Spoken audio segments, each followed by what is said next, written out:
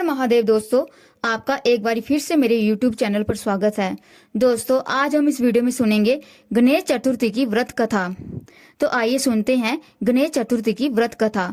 भाद्रपद माह के कृष्ण पक्ष में आने वाली गणेश चतुर्थी व्रत कथा। राजा नल और दमयंती की कथा। जगजननी पार्वती जी ने गणेश जी से पूछा, हे वत्स गणेश, भाद्रपद माह के कृष्ण पक्ष की चतुर्दशी को संकट नाशक चतुर्थी कहा गया है। अंत उस दिन का व्रत किस प्रकार किया जाता है, आप विस्तार से ये सब मुझे कहें। गणेश जी बोले, हे माता श्री, ये भादो कृष्ण चतुर्थी व्रत संकट मोचक, विविध प्रकार से सफलदायक एवं सारी सिद्धियां प्रदान करने वाला है। ये व्रत पहले बतलाए गए उपवासों की ही भांति किया जाता है, परंतु इसमें आहार संबंधी कुछ विशेषताएं हैं, उन्हें बतला रहा हूँ।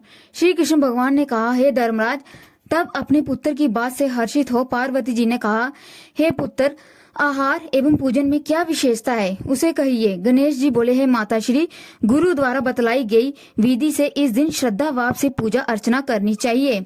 12 मासों में अलग अलग नामों से गणेश जी की पूजा करनी चाहिए।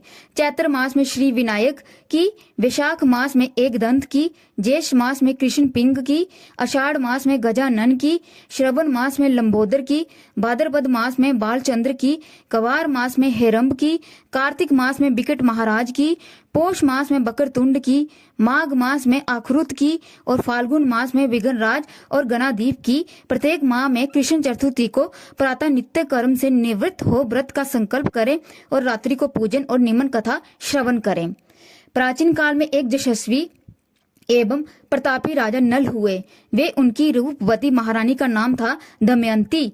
एक अवसर पर शापग्रस्त होने से उन्हें अपना राजपाट छोड़ना पड़ा और वन वन पर भटकना पड़ा और पत्नी का बिछोवा भी सहना पड़ा।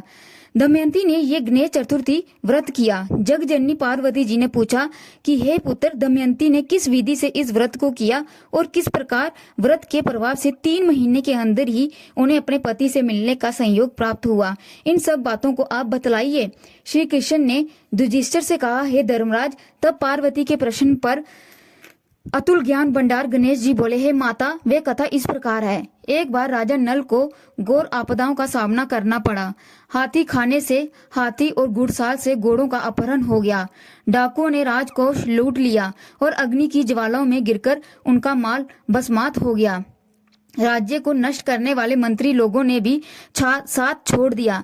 राजा युए में सर्वस्व गवा बैठे थे। उनकी राजधानी भी उनके हाथ से निकल गई। सभी ओर से निराशा और असहाय होकर राजा वन में चले गए। वन में रहते समय उन्हें दमयंती के साथ अनेक कष्ट झेलने पड़े। इतना होते ही उनकी रानी का वियोग भी हो गया। तदोपरांत महाराज असहाय हो एक गुड़साल में सयस की नौकरी करने लगे। राजकुमार और महारानी दमयंती भी बिछुड़कर अन्यंतर नौकरी करने लगे। जो किसी समय राजा, रानी, राजपुत्र कहे जाते थे, वे ही अब भिक्षा मांगने लगे। तरह तरह के रोगों से पीड़ित होकर एक दूसरे से बिछड़कर कर्म फल को भोगते हुए दिन बताने लगे। एक समय की बात है कि वन में भटकते हुए दमयंती ने महर्षि शरवंग के दर्शन किए।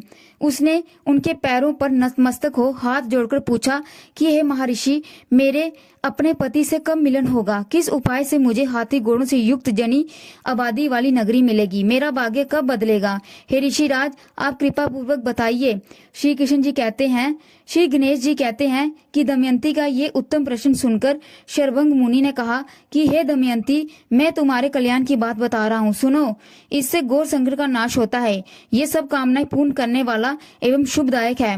भादो मास की कृष्ण चतुर्थी संकट नाशन कही गई है। इस प्रकार नर नारियों को एक दंत गजानन की पूजा करनी चाहिए। भादो मास में श्री कृष्ण चतुर्थी का व्रत एवं पूजन विधि पूर्वक करने से ही हे पुत्री, तुम्हारी सभी मनोकामनाएं पूर्ण होगी। 7 महीने के अंदर ही तुम्हारा पति से मिलन होगा। ये बात अवश्यभावी है, इसे निश्चित जानो। गणेश जी कहते हैं कि शरवंग मुनि का ऐसा आदेश पाकर दमयंती ने भादो की संकट नाशिनी चतुर्थी व्रत प्रारंभ किया और तभी से बराबर प्रति मास गणेश जी का पूजन करने लगी। 7 महीने में ही बीते थे कि राजन, इस उत्तम व्रत के प्रभाव से उसे पति, राज्य और पूर्वकालीन वैभव आदि सभी प्राप्त हो गए।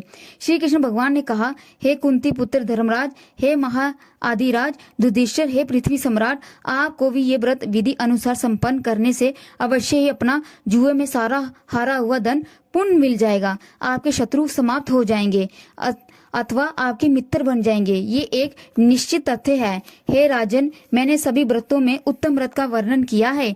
ये सब कष्टों का नाश करता हुआ आपके भाग्य की वृद्धि करेगा। जय श्री गणेश। हर हर